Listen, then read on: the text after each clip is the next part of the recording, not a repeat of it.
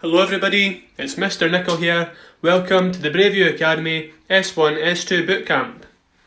I hope that lockdown's treating you well. This presentation today aims to set out what the PE department is looking to do for the S1 S2 pupils in the 6 weeks in the run-up to summer. On this slide here, there are 3 elite athletes. On the very left-hand side is Usain Bolt.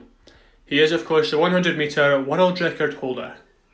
In the middle is Ailey Doyle. She is a 400 metre hurdler, and many of you will remember her visiting our assemblies in the year just past.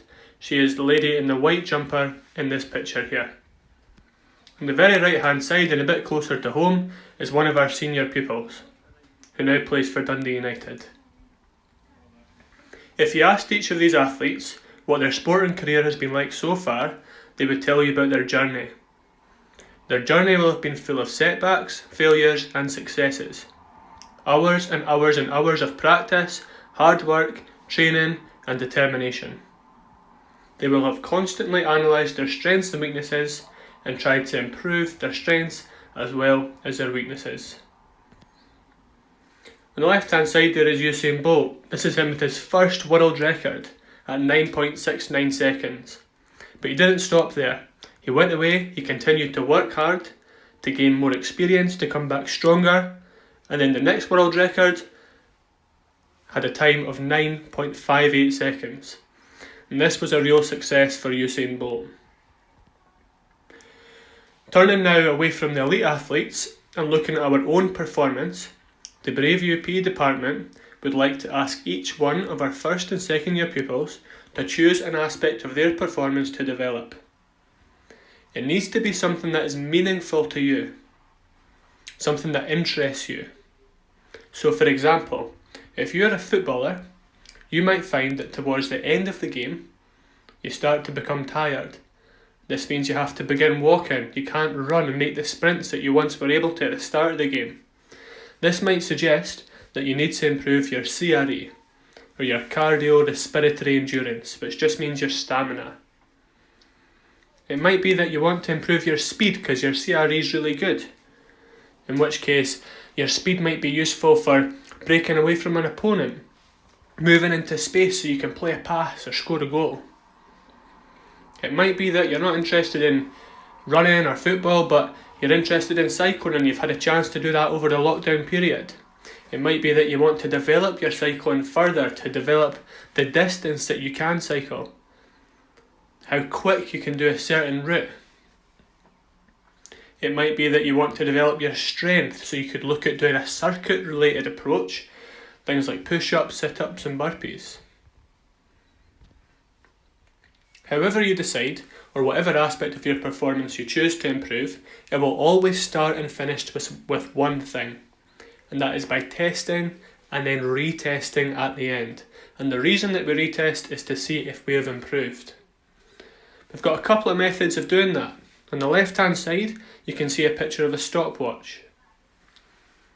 This is a simpler method of testing and can be used to see how quick you can do something or how many repetitions of something you can do in a particular time.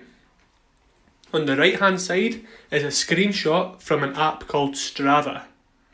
Strava is a particularly effective app for recording both runs and cycles. If we look back at the previous slide, there's a number of different tests which you can opt to do to test the development of your performance. The first one there is the 12-minute Cooper run. So in the 12-minute Cooper run, what you would do is you would use an app like Strava and you would see how far you can run in 12 minutes. At the end of your 6-week training program, you would do exactly the same thing again to test if your training program has been successful and if you've developed this aspect of your performance. The next test we've got there is the 100 metre dash. Now, it might be difficult to measure 100 metres, so it doesn't actually need to be 100 metres, but it needs to be a set distance that you know that when you test the first time, it's going to be exactly the same when you test again. So it might be that It's in a local park. There's 2 points in the park. You pick as a start point and your finish point, and you remember what they are, so when you come to retest, you can time yourself over exactly the same distance. If you're cycling, it might be that you have a particular route and you see how fast you can get around that. And if you're developing your strength, it might be that you choose these 3 exercises: push-ups, sit-ups and burpees, and AMRAP, which just stands for as many reps as possible in 1 minute, to test how many you can do at the start and then again at the finish. Whichever aspect of your performance you try to improve, your training approach will be informed by the following 3 principles. The first one there is frequency, which refers to how often it is you are training. It might be, if you're not used to training, that's 2 or 3 times a week, and if you are, maybe it's 3 or 4 times a week. The second one, intensity, which means how hard you are working. There's a couple of ways in which you can change that. If you're running or cycling, the speed at which you are moving will depend on how hard you are working. So to make it harder, you just run or cycle quicker, and if to make it easier, you just do that a bit slower. And the last one there is time. Now, we know that our training session, our training program, is going to last over a course of 6 weeks, but the time here is referring to the individual training session. So it might be that the first week you do 5-minute sessions, the second week 10-minute sessions, and so on. Looking at this slide here, it gives us a general overview of what our training program will look like. So in week 1 we test and then we begin training. Week 2, 3, 4 and 5 are all just training. So the number of times a week that you've chosen to do and whatever your training sessions are going to involve. The final week there, week 6, we finish our training and then retest to see if we have improved. On the right hand side there, you can see that there's an example of a training approach that someone has used for a 30-day period. And you can use that to inform your own approach. There's a number of things we would like you to record. The first thing is the initial test result. So what test did you use and the score that you got for it. We would like you to say a wee bit about what you did in your training program. So what did it involve? What aspect of fitness were you trying to improve?